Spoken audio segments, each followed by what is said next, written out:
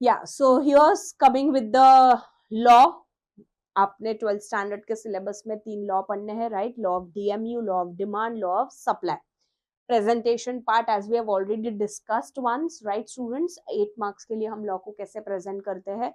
So this is one of the law. Law is always universal, but there are few exceptions always, right? Law of diminishing marginal utility, it emphasizes not on TU, it emphasizes only on marginal utility, जो हमने previous question में देखा कि वो diminish होते जा रहा है. तो वो diminishing marginal utility के ऊपर ही हमारा ये law है. So first you write, in the first point you write the definition of marginal utility, you jot down its formula, then you write the introduction.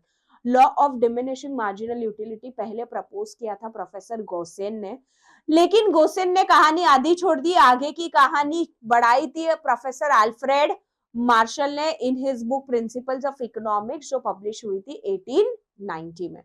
So proposal Gossen, further explained by Marshall. After the introduction, we write the statement. I hope you remember, students, we cannot write the statement in our own words. It has to be bang on as per the textbook it's given. So as per Alfred Marshall, other things being equal, ceteris paribus, the additional benefit, that is a marginal benefit, the marginal utility which a person derives from the increase in the stock, it diminishes. It diminishes with every increase in the stock that he already has. जैसे देखिए ना, real life में भी तो applicable है. जब हमारे life में कोई नहीं होता तो वैल्यू बहुत ही ज्यादा होती है. जैसे ही हमें वो कमोडिटी मिल जाती है, या वो इंसान या commodity, whatever we speak about, जब वो मिल जाता है तो ऑटोमेटिकली उसकी वैल्यू क्या हो जाती है, कम. वही उसी के ऊपर तो ये लॉ है, राइट? सो जैसे जैसे कंजम्पशन हुआ वैसे वैसे हमारा मार्जिनल यूटिलिटी डिमिनिश होते गया. So that's about the statement that we explain in our own words in the next point. Then we move ahead with the schedule and the diagram. Students, in the schedule now you are not supposed to draw the TU. In the diagram you are not supposed to draw the TU. You are only going to emphasize about MU. So I hope you remember, जैसे जैसे हमने हमारे units consume किए थे, हमारा MU क्या होते जा रहा है, हमारा MU डिमिनिश होते जा रहा है. यहाँ पे ऊपर TU की लाइन नहीं है जहां पे हम पॉइंट ऑफ सेशिटी लाइन करके बता सके, and therefore here itself we are going to plot it as point of satiety.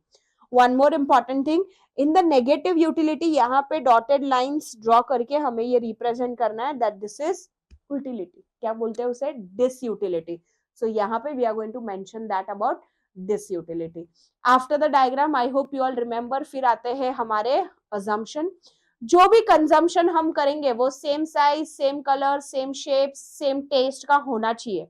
Real में पॉसिबल है क्या? The answer is no, real में नहीं पॉसिबल है. But just to make the law valid, example, हम जो ऑरेंजेस कंज्यूम कर रहे थे, हम ये बोलते हैं कि सारे ऑरेंजेस सेम टेस्ट के होना चाहिए. What if it's not?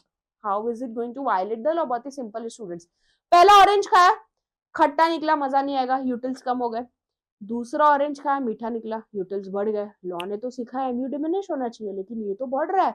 It's going against the law. ऐसा नहीं होना चाहिए, लॉ गलत नहीं हो सकता. इसलिए हम अज्यूम कर रहे हैं स्टूडेंट्स कि हम जितना भी कमोडिटी कंज्यूम करेंगे वो क्या होना चाहिए, वो होमोजीनियस होना चाहिए, right? Then moving ahead with the next assumption, single want. हम जितना भी कंजम्पशन कर रहे हैं स्टूडेंट्स, ये हमारे एक ही वांट को पूरा करना चाहिए, one want at a time. We can consume multiple products, otherwise again it will violate the law.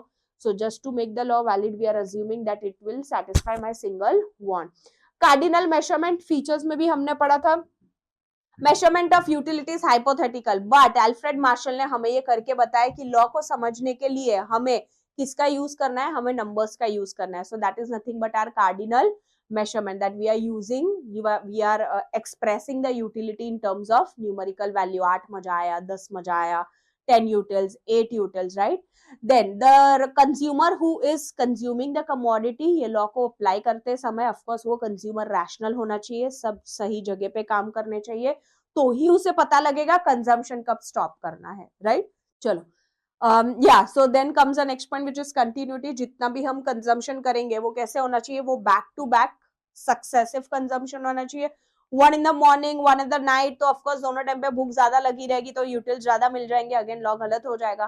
सो हमें जितना भी कंजम्पशन करना है that should be back to back successive consumption, continuity होनी चाहिए.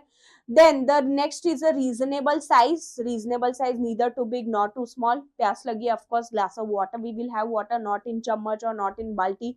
So that is also an important scenario that the product should be of a reasonable size. चलो, then the constant MU of money, constancy होनी चाहिए हमारे taste में, income में. Again real life it's not possible student, again I repeat, just to make the law valid we are using these assumptions, right? So that is constancy, constant mu of money, constant taste, constant income, then only the law will be accordingly valid, otherwise again mu बढ़ जाएगा, law गलत हो जाएगा. Then we have divisibility, जितना भी consumption हम करते हैं वो सारे units divisible होने चाहिए into small part. जैसे oranges हमने लिया, tell me, we can divide that into parts, first orange, second orange. Of course we cannot take the example of AC over here, that's not divisible. हम 10 AC साथ में नहीं खरीदने वाले हैं for our own purpose.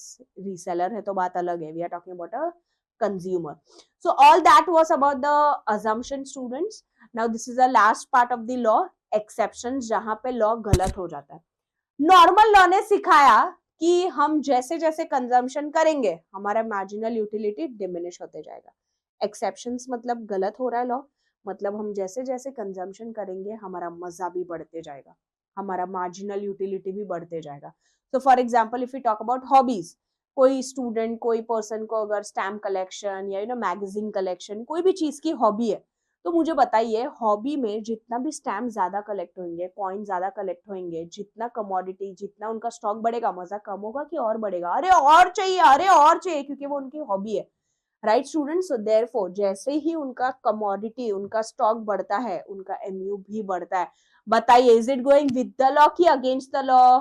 It's going against the law, students, and therefore it is an exception to the law of diminishing marginal utility. But this is again not an example of homogeneity जो आपने assumptions में पढ़ा. Are you collecting the same size of stamp, same design of stamp? तो hobby का मतलब क्या हुआ?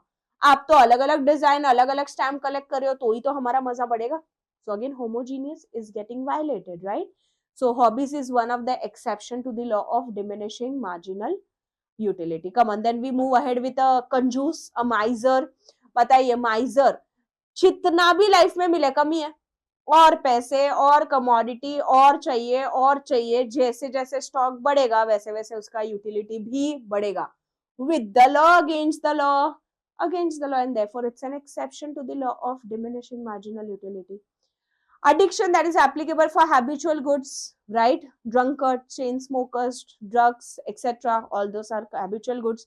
जितना ज्यादा cheers से गणपत, एक और आने दे, चल एक और आने दे, बिकॉज वो रैशनल नहीं है ना, सही जगह पे नहीं है, सेंसेस में नहीं है, एक और आने दे. Every additional peg of liquor is giving him more utility, and therefore again they are an exceptional to the law of diminishing marginal utility.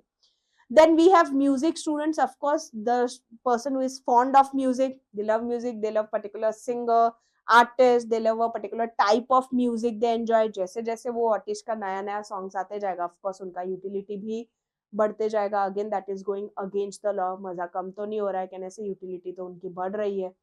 Then we have the next exception, which is books. Every book, we are not talking about the Maharashtra State Board book, students, we are talking about novels. Knowledge मिलता है आपको, stories, आपको knowledge, आपका general knowledge, ये सब कुछ enhance हो रहा है. Financial knowledge, right? सो जैसे जितनी बुक्स आप पढ़ोगे उतना आपका नॉलेज बढ़ेगा, उतना आपका यूटिलिटी भी बढ़ेगा. अगेन हम अगर एकेडमिक बुक्स की बात करेंगे तो आप सेम बुक 10 बार पढ़ने वाले हो, बराबर ना, रिविजन भी करने वाले हो ना. I hope you are doing it, right? So every time that you read study a new novel और रीड अ न्यू नॉवेल, उनके और बुक्स आते रहेंगे तो हमारा मजा और भी बढ़ते जाता है. And therefore again they are an exception to the law of diminishing marginal utility. Then we have money. Money, यार पैसे किसको नहीं चाहिए? अंबानी को पूछिए, पैसे नहीं चाहिए क्या? ऑफ कोर्स उसी को भी चाहिए, उनको भी चाहिए, भले उनके पास बहुत है लेकिन फिर भी चाहिए. पैसा एक ऐसी चीज है, क्योंकि उनके वांट्स भी बड़े हैं ना, राइट? एक ऐसी चीज है जहाँ पे जिसको भी मिले उनको कभी कम नहीं लगने वाला है, उनके लिए और चाहिए और चाहिए और ही चाहिए. तो जितना जैसे मनी का स्टॉक बढ़ेगा कहने से वो टाइम पे मार्जिनल यूटिलिटी भी उतनी बढ़ने वाली है. And therefore again that is also an exception to the law of diminishing marginal utility. Then we have power, students. पहले एक बेसिक मेंबर था, कमिटी ज्वाइन किया था, नगर सेवक बने, एमएलए बने, एमपी बन गए. जैसे जैसे पावर आता है हाथ में, अथॉरिटी बढ़ती है, तो ऑटोमेटिकली कहने से उतना यूटिलिटी, उतना मजा ज्यादा आएगा, अरे अब ये मेरे हाथ में, अरे ये अभी authority I have that, of course there should not be misuse of it, right, that would be in disadvantage for the citizens. But if we talk about person who is in power, they have that आदत लग जाती है एक बोलते हैं, और उस आदत जब निकल जाते हैं ना तो बहुत परेशानी होती है उस आदत निकालने के लिए. तो पावर भी एक ऐसी चीज है कि एक बार जब पावर हाथ में आ जाए ना तो और चाहिए, अब और अपर अथॉरिटी चाहिए, अब और चाहिए. अगेन जैसे जैसे और मिलेगा, हमारी यूटिलिटी कम नहीं हो रही है स्टूडेंट्स, हमारी यूटिलिटी डिमिनिश होते जाएगी. तो वो लॉ हुआ, हमारी यूटिलिटी तो यहाँ बढ़ते जा रही है, and therefore again with the law against the law, it's going against the law, and therefore that's an exception to the law of DMU. तो आपके DMU में स्टूडेंट्स assumptions पढ़े, exceptions पढ़े, जो यहाँ हमने खत्म किए. But there are 2 more questions on the law of diminishing marginal utility जो हम नेक्स्ट मॉड्यूल में देखने वाले हैं. लिमिटेशंस भी पढ़ना है, इंपॉर्टेंस भी पढ़ना है, which is again a part of law of DMU. Okay, thank you very much. Important law to be studied.